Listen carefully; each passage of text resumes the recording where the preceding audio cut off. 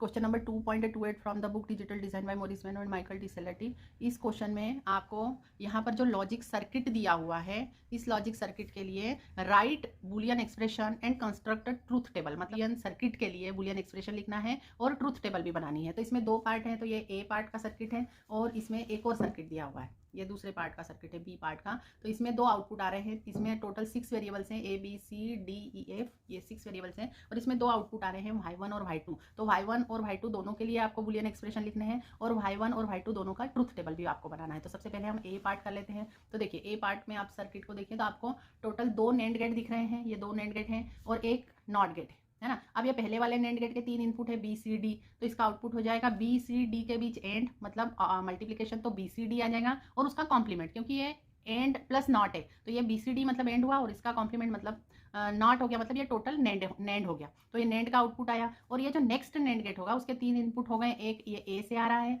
दूसरा आ रहा है आपका B C D whole complement और तीसरा आ रहा है ई।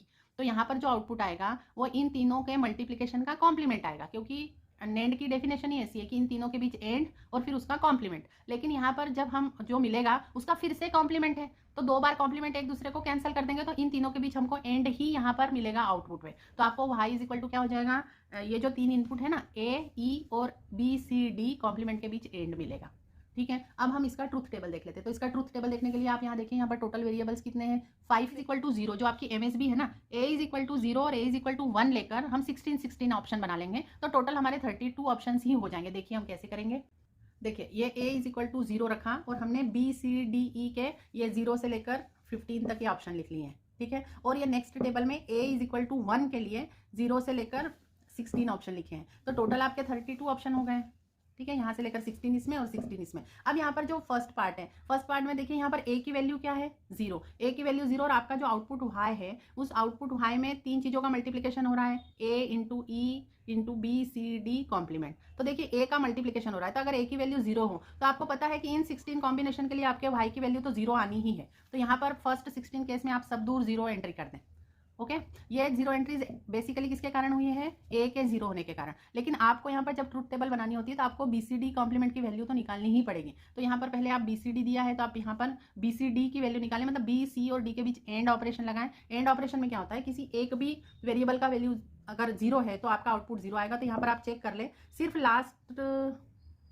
सेकंड लास्ट 2 ऑप्शन है उनको छोड़कर कहीं ना कहीं पर बी सी डी की वैल्यू 0 आ रही है। तो यहाँ तक तो बी सी डी के बीच एंड ऑपरेशन की वैल्यू 0 आएगी और उसके बाद ये जो 2 ऑप्शन है लास्ट वाले, इसमें बी सी डी का वैल्यू 1 है, इसके कारण बी सी डी का वैल्यू 1 आ रहा है। अब नेक्स्ट इसमें बी सी डी कॉम्प्लीमेंट चाहिए आपको, तो बी सी डी कॉम्प्लीमेंट मतलब इसका कॉम्प्लीमेंट कर देंगे। तो यहाँ पर क्या आ जाएगा, जहाँ 0 है वहाँ पर सब दूर 1 1 1 1 एंटर कर दीजिए आप, है ना, और जहाँ पर 1 है वहाँ पर आप क्या एंटर कर दें, 0।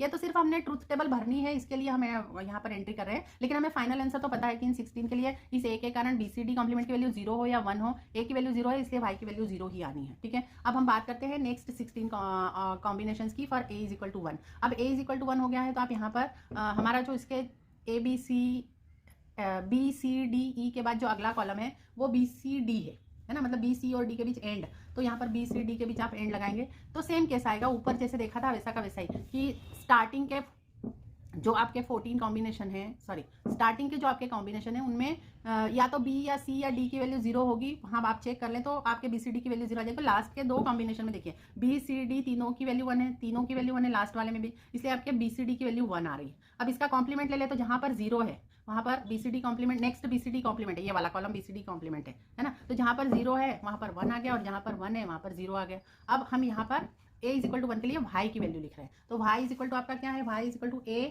And E and B C D complement. अब बी सी डी कॉम्प्लीमेंट की वैल्यू देखें, यहाँ से यहाँ तक तो 1 आ रही है ना, तो यहाँ पर अब आपने देख लेना है कि कहाँ पर ए की वैल्यू तो 1 ही है, तो हम सिर्फ आप ई की वैल्यू देख लेते हैं। तो जहाँ जहाँ ई की वैल्यू 0 होगी वहाँ पर वाई की वैल्यू तो 0 आनी है। तो देखिए यहाँ पर ई की वैल्यू ना, ई वाला ये वाला लास्ट वाला कॉलम है, तो ई में देखिए अल्टरनेट 0 1 0 1 आ रहे हैं, तो यहाँ पर भी आप नेक्स्ट 16 कॉलम में भी 0 1 0 1 अल्टरनेट आ रहे हैं। तो जहाँ जहाँ ई की वैल्यू 0 आ रही है वहाँ पर आप आपके वाई की वैल्यू 0 एंटर कर दें।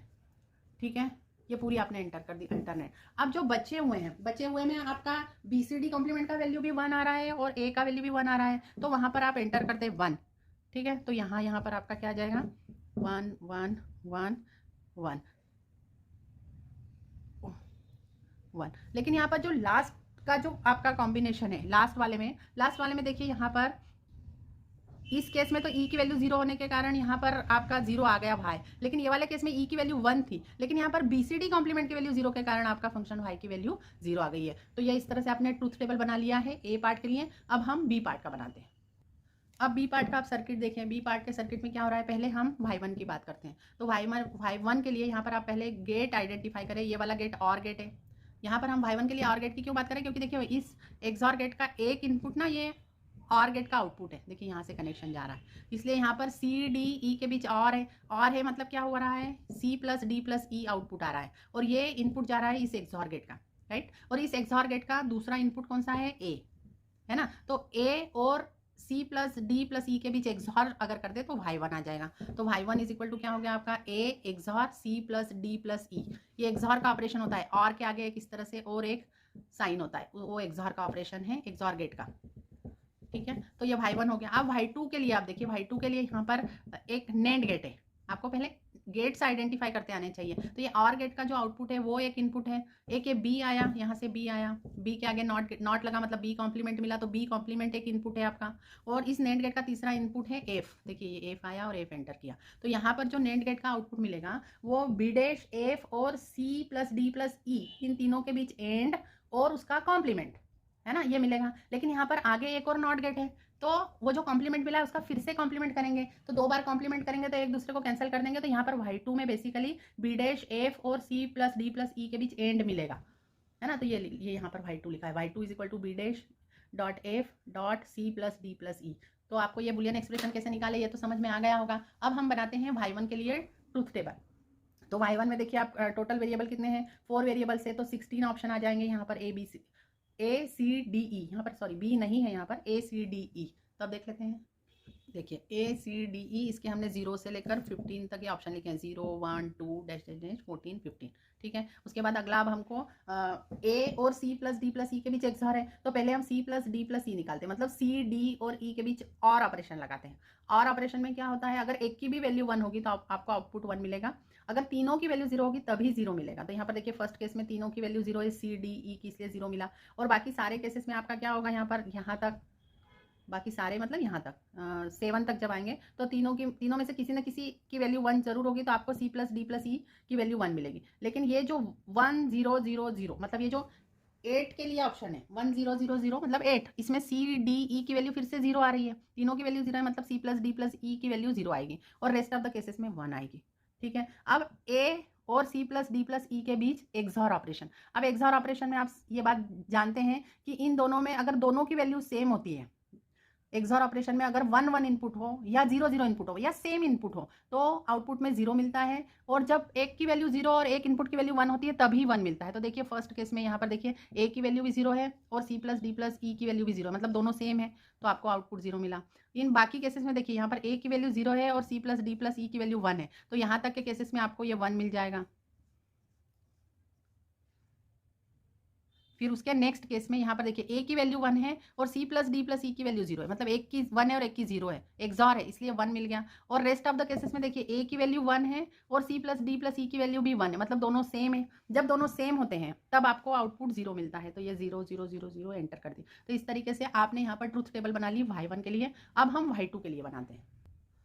अब y2 के लिए ट्रूथ टेबल बनाने के लिए आप यहाँ पर देखिए कि यहाँ पर 5 वेरिएबल्स हैं, ठीक है। तो मैं ना थोड़ा सा शॉर्टकट कर रही हूँ, मैं पहले वाले केस का यूज़ कर लूँगी। यहाँ पर भी आपके 5 वेरिएबल्स थे, तो यहाँ पर हमने a is equal to 0 a is equal to 1 करके इन 4 वेरिएबल्स की 16 वैल्यू ली थी। तो यहाँ पर a की बजाय अब f वेरिएबल है, 5th वेरिएबल आपका f है, तो हम f की वैल्यू 0 और f की वैल्यू 1 के लिए इन 4 वेरिएबल को देख लेते हैं। तो जब f की वैल्यू 0 होगी तब डेफिनेटली उन 16 ऑप्शन में देखिए इनटू f होने के कारण y2 की वैल्यू 0 हो जाएगी, है ना। और जब f की वैल्यू 1 हो, जब f की वैल्यू 1 हो तब आप चेक करें कि b डैश की वैल्यू जहां पर 0 हो रही है वहां पर y2 0 हो जाएगा, और अगर f भी 1 हो और b डैश भी 1 हो तो वहां पर आप c प्लस डी प्लस ई की वैल्यू चेक कर ले, अगर वो वैल्यू आपकी 0 होगी तो y2 की वैल्यू 0 हो जाएगी। तो अब हम इसको देख लेते हैं।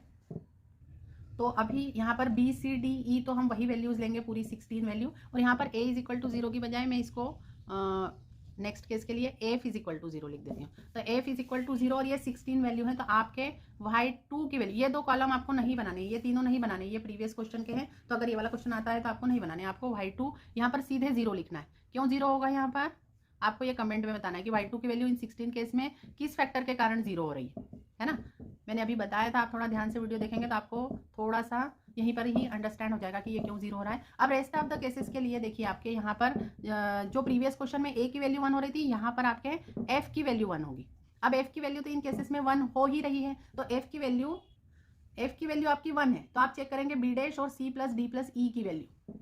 अब यहाँ पर आप ये वाले कॉलम नहीं बनाएंगे प्रीवियस क्वेश्चन के, यहाँ पर c plus d plus e column बनाएंगे। तो यहाँ पर आप देखिए कि यहाँ पर ये c d और e ये है, देखिए ये पहला वाला तो b है, लेकिन उसके बाद वाले c d और e है। तो इन तीनों को जब आप c plus d plus e करेंगे तो इसमें जब तीनों की वैल्यू 0 होगी तभी c plus d plus e की वैल्यू 0 होगी। तो एक तो यहाँ पर 0 होगी c plus d plus e की वैल्यू, और एक इस ऑप्शन के लिए 0 होगी, c plus d plus e की वैल्यू 0 होगी। तो इन दो केसेस में सिर्फ 0 होगी और रेस्ट ऑफ द केसेस में c plus d plus e की वैल्यू 1 होगी। ठीक है, तो c plus d plus e की वैल्यू निकाल लेना, और फिर y2 की वैल्यू जहाँ पर c plus d plus e की वैल्यू 0 है वहाँ तो 0 हो ही जाएगी y2 की वैल्यू। देखिए फर्स्ट इसमें हो जाएगी 0 में, और जो एक 8 नंबर आता है ना 1 0 0 0 उसमें भी हो जाएगी यहाँ पर 0 8 नंबर पे, है ना, तो वो भी हम एक एंटर कर देंगे। और जो बचे हुए केसेस में आप b की वैल्यू चेक कर ले, सॉरी b डैश की वैल्यू चेक कर ले। तो यहाँ पर आपने आपका जो पहला वाला ऑप्शन है ये b है, ये पहला वाला b है, तो आप यहाँ पर एक और कॉलम बनाकर b डैश की वैल्यू निकाल लें, और उसके बाद आप y2 की वैल्यू निकाल लें। उसमें चेक कर ले कि b डैश की वैल्यू 0 हो तो y2 की वैल्यू 0 होगी, और